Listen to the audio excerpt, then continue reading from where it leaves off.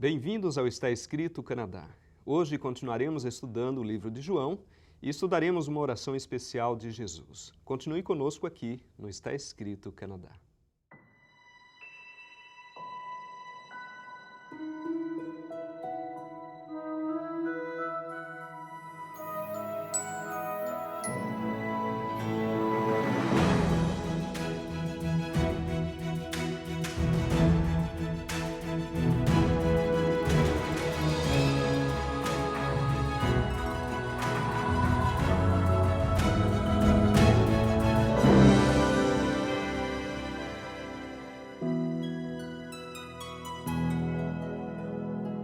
Hoje vamos continuar o estudo de João no capítulo 17.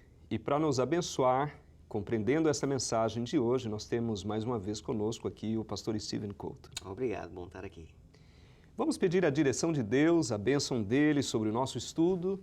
E eu gostaria, pastor, que você orasse também pelos meus sogros, que precisam muito das nossas orações neste momento. Vamos orar então? Vamos orar juntos. Deus, nós estamos aqui hoje para estudar a Tua Bíblia, para entender as Tuas palavras. Mas nós também queremos orar pelas nossas famílias, pelos sogros do pastor Dário, pela saúde e alegria para todos. Nós sabemos que estamos a viver num tempo bem difícil. Obrigado por tudo, é isto que eu peço em nome de Jesus. Amém. Bem, vamos estudar este capítulo 17, é um capítulo muito especial que fala sobre a oração sacerdotal de Jesus, orando por si mesmo, pelos discípulos e por todos, não é isso? Eu gosto muito deste capítulo porque nas outras partes da Bíblia Jesus fala, mas é sempre coisas bem pequenas, né? Mas aqui parece que é realmente o que ele falou, né? Eles lembraram assim estas palavras, que quer dizer que são palavras importantes para os discípulos a lembrarem e depois no futuro escrever. E realmente é uma mensagem muito bonita aqui. Eu fico pensando, em relação à oração, nós fazemos orações, conhecemos algumas orações muito bonitas. Algumas pessoas têm dom de orar também. Eu creio que todos nós já ouvimos orações especiais que tocam em vários aspectos, né, da nossa vida. Mas, com certeza, a oração de Jesus é impressionante. Nós vamos ler, então, os versos 1 e 2, capítulo 17 de João, versos 1 e 2. Depois de dizer isso, Jesus olhou para o céu e orou. Pai, chegou a hora. Glorifica o Teu Filho, para que o Teu Filho Te glorifique. Pois lhe deste autoridade sobre toda a humanidade, para conceda a vida eterna a todos os que lhe deste. Que palavras significativas, não? Jesus, ele diz essa expressão, chegou a hora, Pai, chegou a hora. Então nós percebemos que ele sabia exatamente que a partir daquele momento que ele tinha já orientado os seus discípulos, falado que eles passariam por aflições, inclusive é o último verso do capítulo 16, que diz: eu lhes disse estas coisas para que em mim vocês tenham paz. Neste mundo vocês terão aflições, contudo tenham ânimo, eu venci o mundo. Depois de deixar esta mensagem tão bonita, tão impactante, tão segura para os seus discípulos, Jesus então, ele ora a Deus dizendo: Pai, chegou a hora, ou seja, eu estou pronto para entregar a vida pelo mundo. Tu me enviaste, eu tenho autoridade para fazer isso e esse é o momento. Não é isso? Então Jesus, ele está orando pelo trabalho que ele devia fazer, pela entrega que ele faria ali pelos seus discípulos e pelo mundo. E é interessante porque, olhando assim para a frente, nós sabemos que lá em Getsemane, ele está a sofrer. Né? Ele está a dizer assim, chegou a hora. E num sentido, eu penso que ele está a dizer isso com, assim, força. Não, chegou a hora, vamos à frente, né?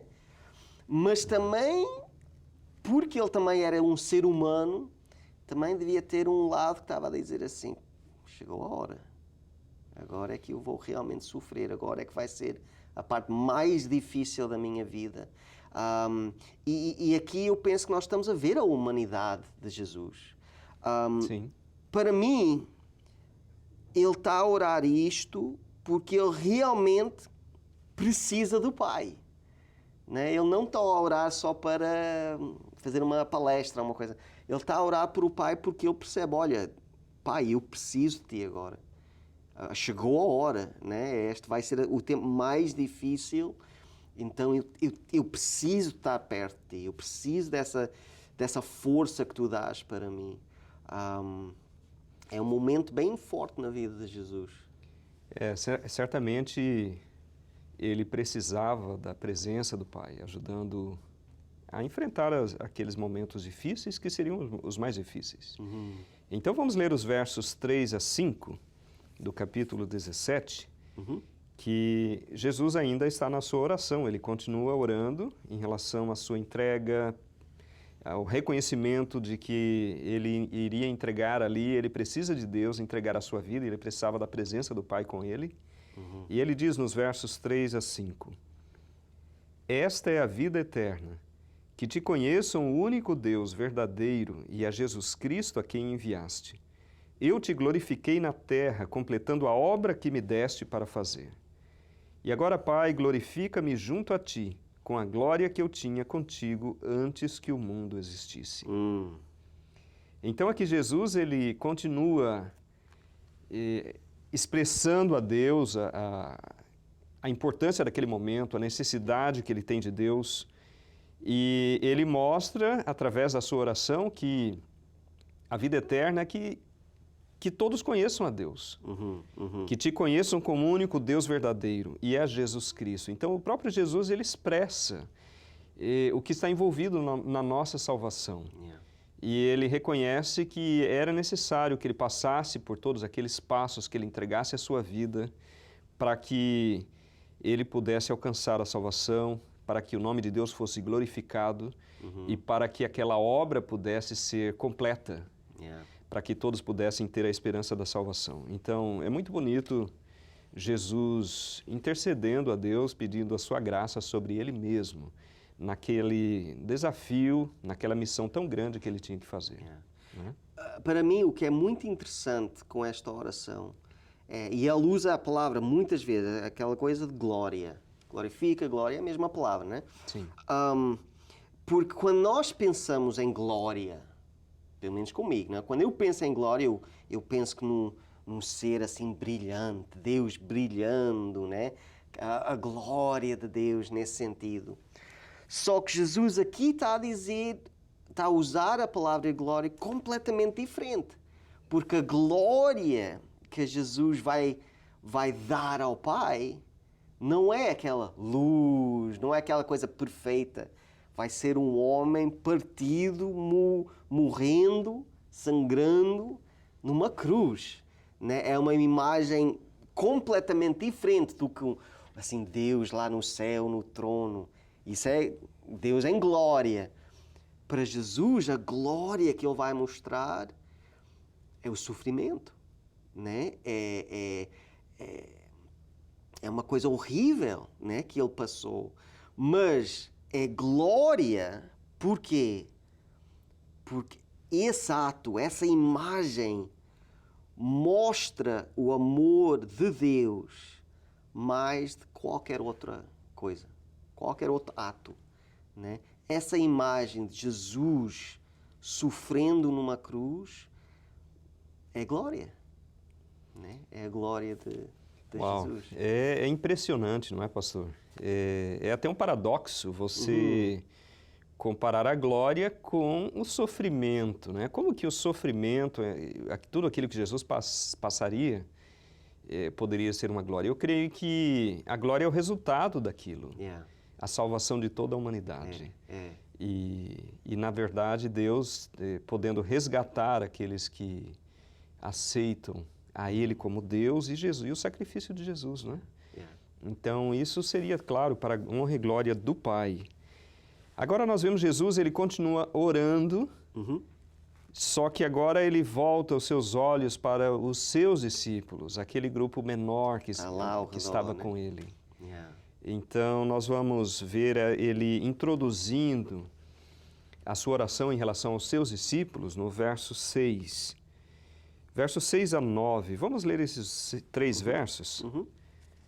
Eu revelei teu nome àqueles que do mundo me deste. Eles eram teus. Tu os deste a mim. E eles têm obedecido a tua palavra. Agora eles sabem que tudo o que me deste vem de ti, pois eu lhes transmiti as palavras que me deste, e eles as aceitaram. Eles reconheceram de fato que vim de ti e creram que me enviaste. Eu rogo por eles. Não estou rogando pelo mundo, mas por aqueles que me deste, pois são teus. Que palavras profundas e amorosas. É. Jesus falando em relação aos seus discípulos, Pai, tu me deste, eu rogo por aqueles que me deste. Então aí nós vemos o amor de Jesus, o carinho, todo o interesse dele por aqueles que caminhou com ele neste mundo, aqueles que ele preparou para que pudessem continuar a obra que ele começou aqui neste mundo. Não é? O que eu gosto muito destas palavras aqui, porque eu sei que tem muitos cristãos, né? Muitos crentes que estão a ver o programa aqui hoje.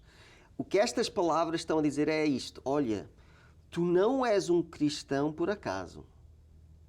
Nem foi assim, é óbvio que é a nossa escolha, mas o que está a dizer é, mesmo antes de tu escolheres a Deus, Deus já tinha escolhido a ti. Né? Jesus está a dizer, todos aqueles que fazem parte da igreja de Deus, da família de Deus, já eram de Deus. Né? Deus deu a nós para Jesus, que quer dizer que nós temos valor. Né? Que é incrível, nós somos pessoas sem nada aqui neste mundo, né? A grande maioria de nós não somos ricos, não somos famosos, podemos morrer, poucas pessoas vão saber, né? Mas aqui está a dizer, mas Deus sabe quem tu és. Deus escolheu a ti, tu és de Deus, e Ele deu como se fosse um presente, né? Ele deu a ti, para Jesus. É uma coisa tão íntima, tão perto assim do coração de Deus, que é incrível o que Jesus está a dizer aqui. É verdade.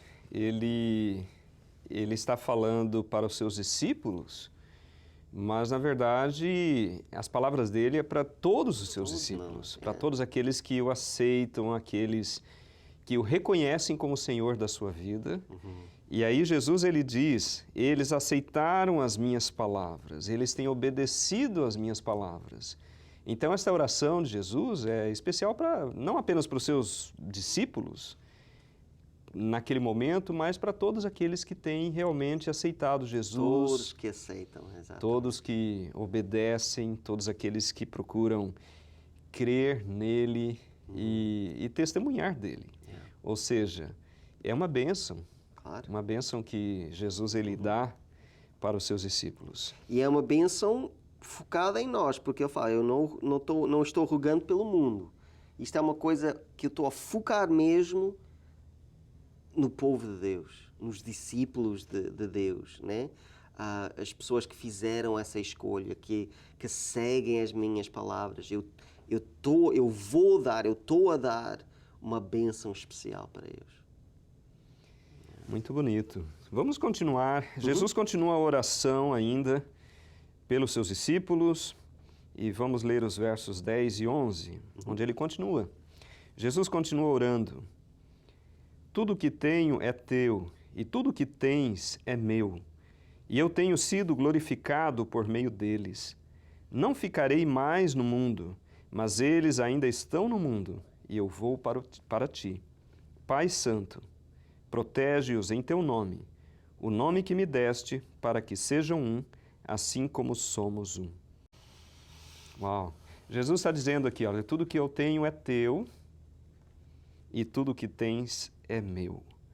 Em outras palavras, Jesus está dizendo aqui, eu estou aqui representando a ti, eu estou com eles e tudo que tens para mim é deles também. Eu posso compartilhar com eles estas bênçãos.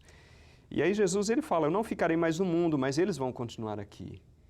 E Jesus então intercede por eles, pedindo a graça de Deus, pedindo a bênção de Deus, para que eles possam estar unidos a Ele, para que eles continuem então sendo abençoados ao estar aqui neste mundo.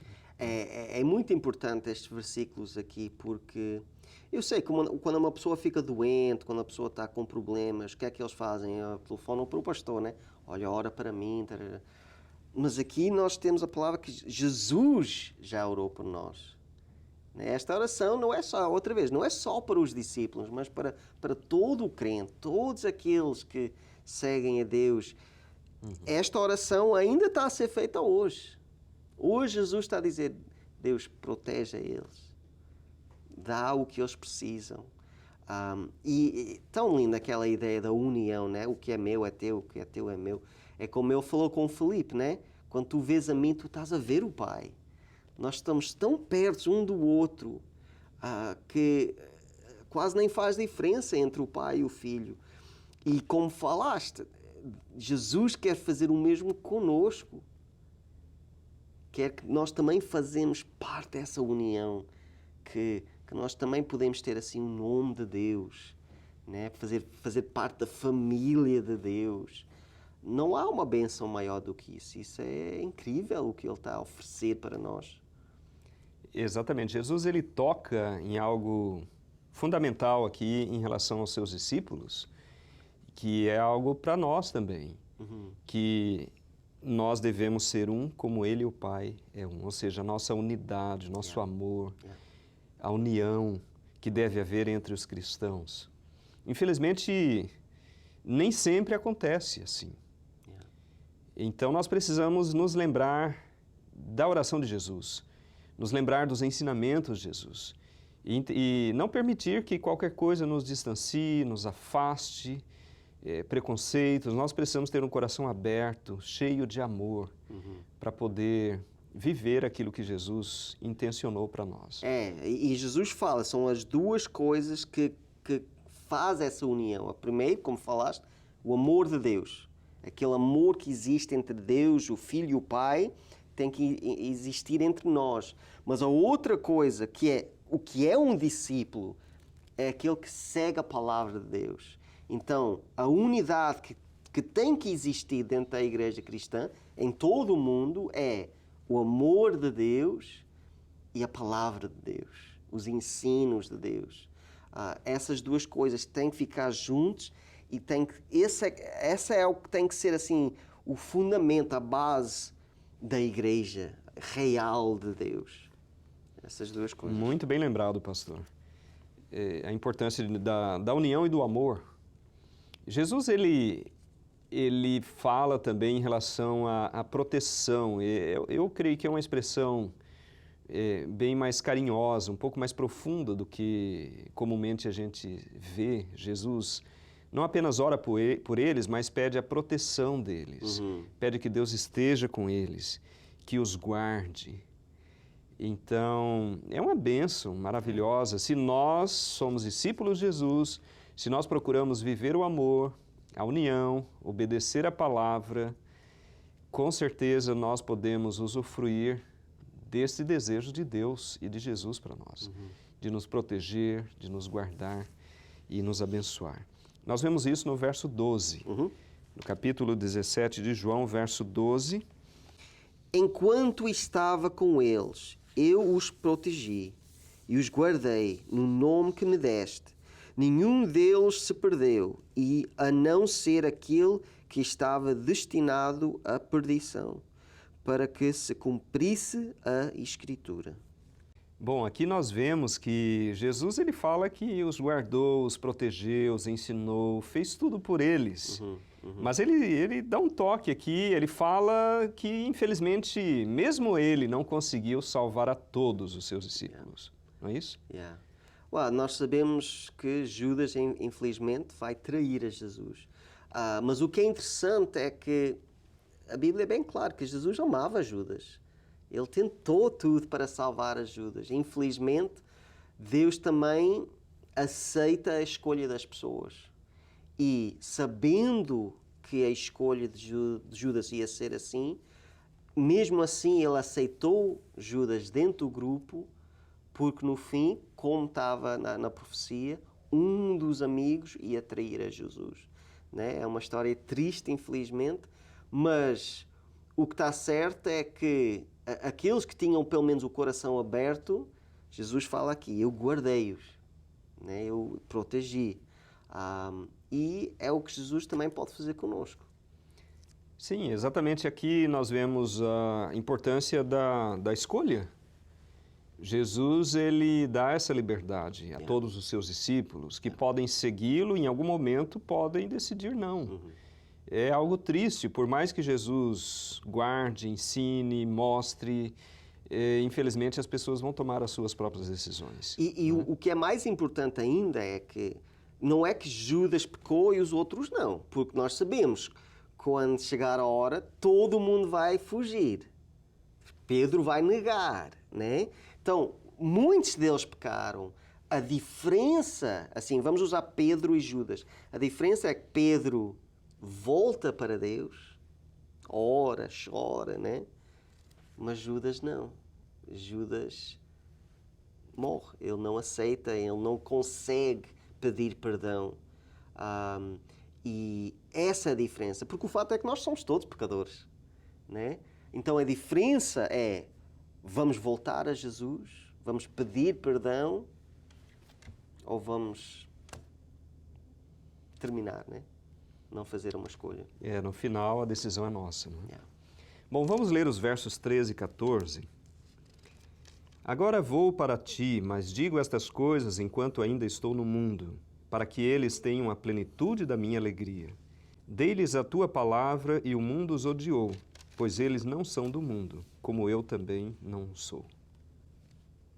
Uau, aqui Jesus está dizendo, eu não sou do mundo, como eles também não. Ou seja, todos os seus seguidores, os seus discípulos, todos aqueles que aceitam a Jesus, poderão habitar com Jesus, no céu de onde ele veio, não é isso?